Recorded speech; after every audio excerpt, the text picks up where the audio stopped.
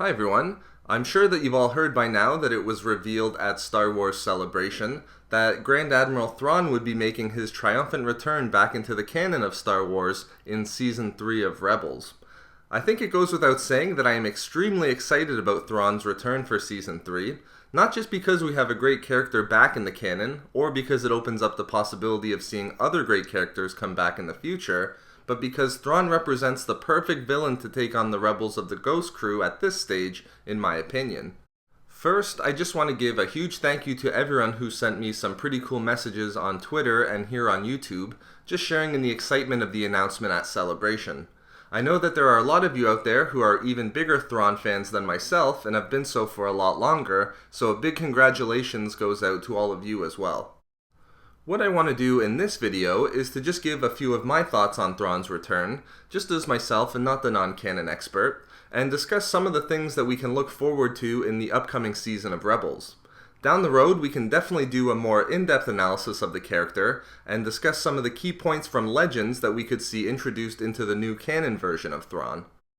One of the aspects that I'm looking forward to the most with Thrawn's return is just the fact that he immediately raises the threat level for the Rebels. I remember one of the frustrating elements of the early Clone Wars seasons was the fact that it didn't feel like there was enough danger presented to the Jedi and to the Republic forces, which in my opinion did a disservice to the character of General Grievous and also to Count Dooku to a lesser extent. But with Thrawn, as a master of military tactics and as someone with a genius-level intelligence, I'm confident that we'll see the exact opposite and get an Imperial who presents a very clear danger to the Ghost Crew.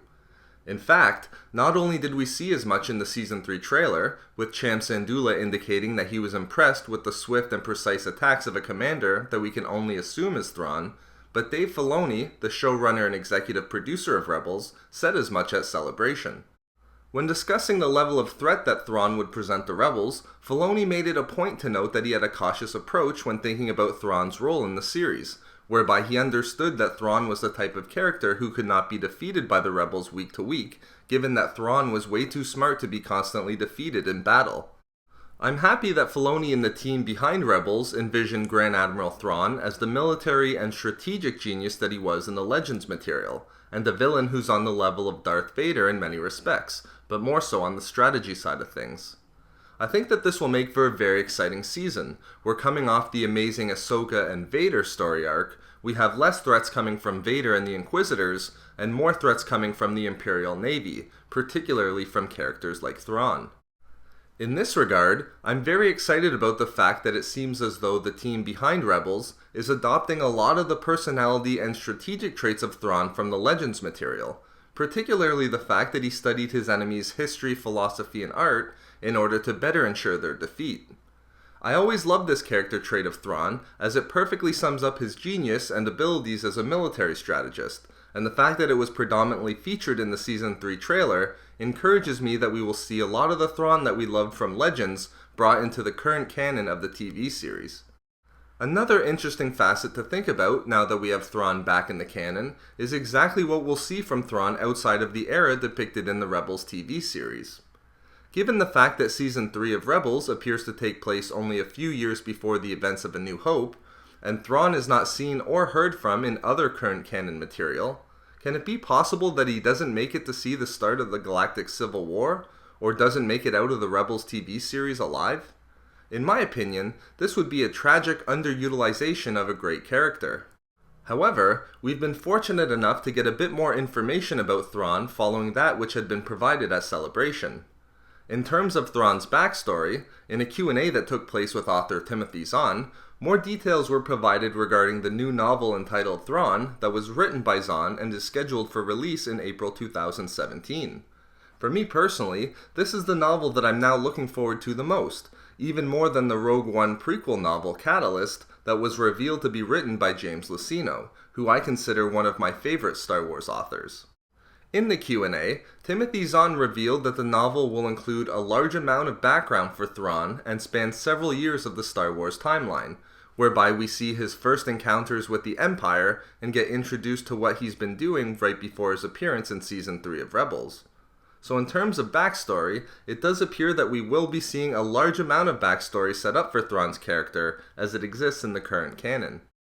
In terms of a potential role for Grand Admiral Thrawn after the events depicted in the Rebels TV series, we've also been fortunate enough to see a bit more of the thinking of Dave Filoni through an interview that he gave following Celebration. Filoni gives a fascinating answer when discussing how he approached telling new stories that would include Thrawn, but then to tie them into the events that exist in the current canon after the Rebels TV show takes place.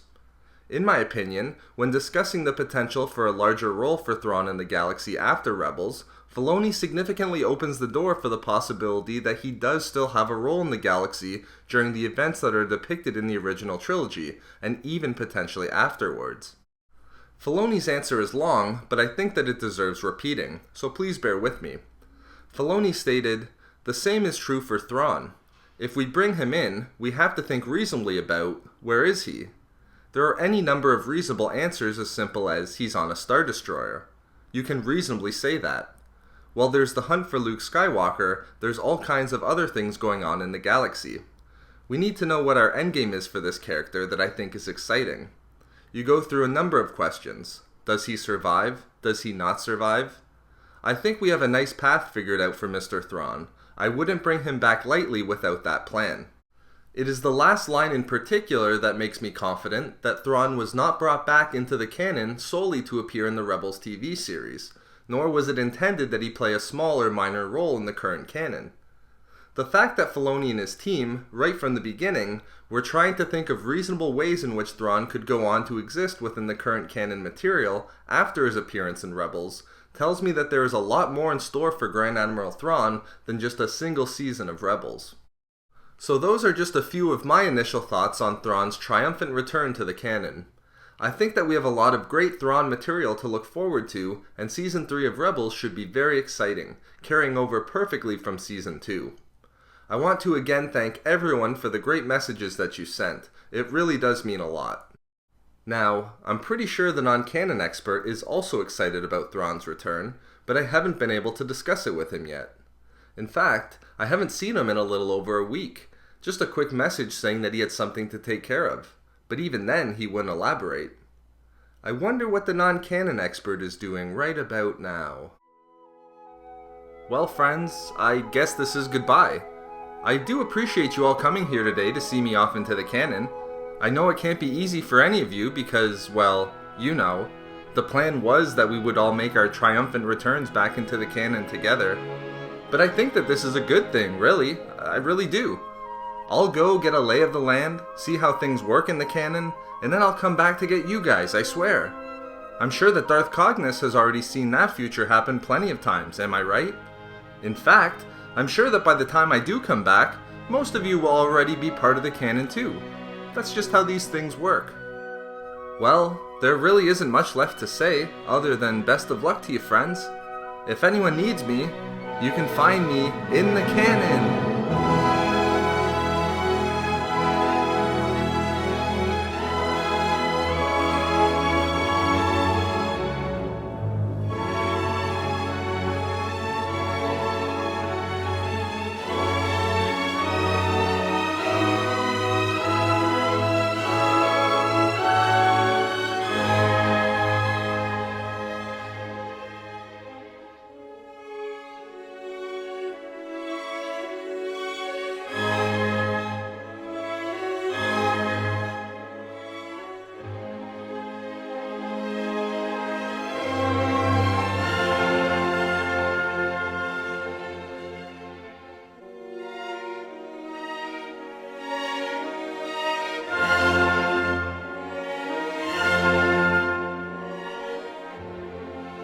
I finally made it.